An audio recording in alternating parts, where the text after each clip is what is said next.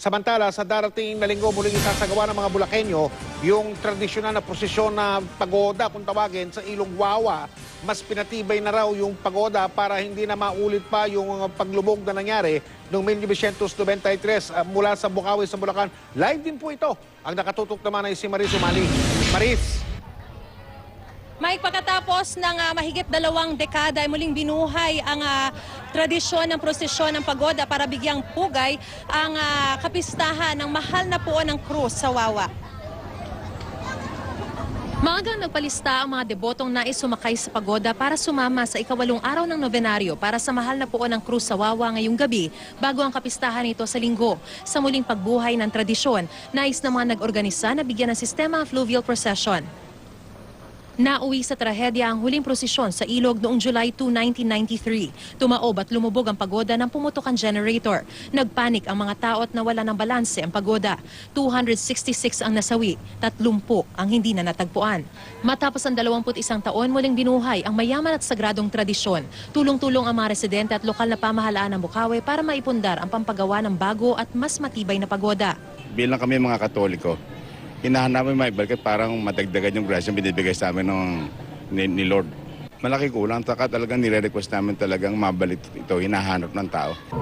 Narito po ako ngayon sa 3rd floor na aabot sa 45 talampakang pagoda na siyang paglalagyan ng mahal na puon ng krus sa Wawa. Ipoprosesyon po yan dito sa kahabaan ng Bukawi River. Ang kwento kasi ng mga nakatatanda, noon daw 1800s, dito rin sa parehong ilog na ito, nakitang nagpalutang-lutang ang mahal na krus at mula noon ay siya nang nagsilbing protektor ng kanilang bayan. So makikita nyo po ay handang-handa na yung paglalagyan ng mahal na poon. Dito yan at meron ding allocation para sa 2 pang santo. Bukod sa mga imahen, tanging 2 tao lamang na magsisilbing tagabantay ang pahihintulutang manatili dito sa 3rd floor habang ipinoprosesyon ang mahal na poon. 3 bangka rin ang patungan ngayon ng pagoda. Ang mga hagdan at poste ng pagoda ginamitan na rin ng bakal na haligi. Kumonsulta rin sa arkitekto, engineer at coast guard para itayo ito. Limitado na lang din sa 250 ang pwedeng sumakay. Gagawing 2 biyahe ang novenaryo para mapagbigyan ng lahat.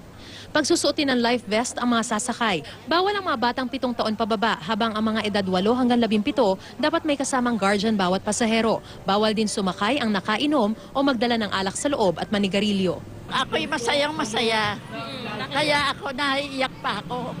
Dahil nung lumubog ang pagoda, talaga naman kung makikita mo, napakalungkot. Ngayon, tignan mo naman, maliwalas na liwalas. Ito ang umpisa ng aming biyaya.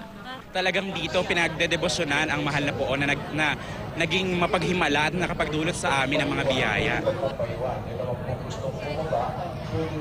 Mike, yung nakikita nyo ngayon, nakuha yan ay ang live nakuha ng pagoda at kararating-rating lamang nito matapos ang first batch.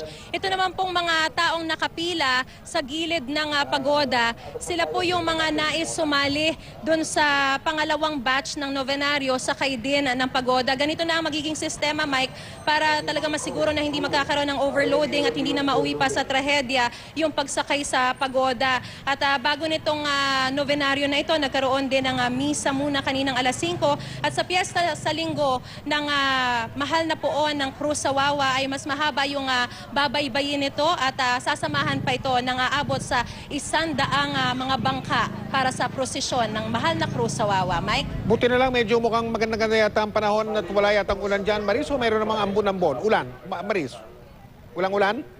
Mike, sa ngayon ay medyo umaambon-ambon na pero sa buong maghapon ay naging maganda at maliwalas naman yung panahon dito, Mike. Pero umasa tayo na wag na talagang lumakas pa yung ulan dahil nga marami pa yung gustong sumakay dito sa pagoda, Mike. Maraming salamat, Maris Umali.